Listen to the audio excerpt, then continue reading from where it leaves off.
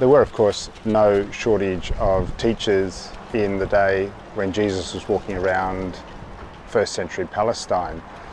Each synagogue where the Jews met together would have had its own particular collection of rabbis or teachers. They would have been in various different theological streams, from the Pharisees to the Sadducees to the Zealots to any number of in-between groups, much like you might get churches and preachers today.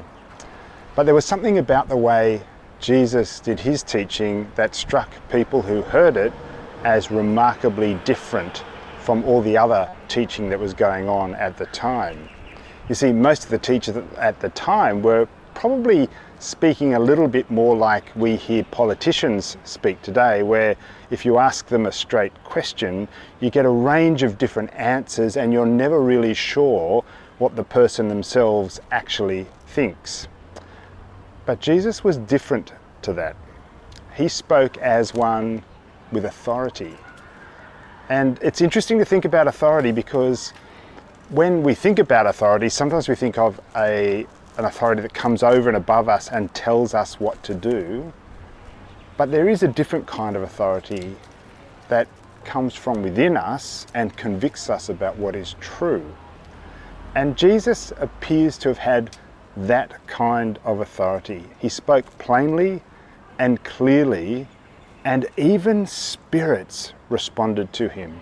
Those things that no other teaching seemed to be able to touch or move, when Jesus spoke, those spirits reacted, and often there was a bit of a clash that happened. So we're going to talk about that interaction this week at Mustard Seed on our Sunday service. It's from Mark chapter 1, the verses starting at verse 21 through to about 28. And it's when he's going to, I think it's Capernaum, and meets somebody who's kind of an oppositional character. So come along and join us. We are meeting in the church. You've got to bring your mask and wear that. But if you'd like to do that, you are most welcome to join us there. We are celebrating Holy Communion this Sunday, so we will have bread from our wonderful friends at Peoik, and they'll offer us individual bread rolls that are individually wrapped and COVID safe. There will also be some fortified wine, which is safe to in individual glasses, so you can join with us on site for Holy Communion, or indeed you can join us on Zoom Church.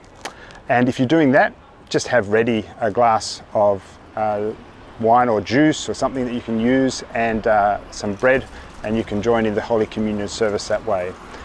Please forgive us, we forgot to hit the Facebook Live button at the service this morning, and so that won't be on Facebook from Sunday the 24th of January, but we will endeavour to remember to press the Facebook Live button and have that available to you as well. It's just so many things to factor in at the moment. We often drop one ball. Sorry about that. So please join us, Mustard Seed, Sunday the 31st of January, Holy Communion, on site or in the comfort of wherever you are able to stream us, and we will enjoy seeing your face and fellowshipping together. God bless, stay safe.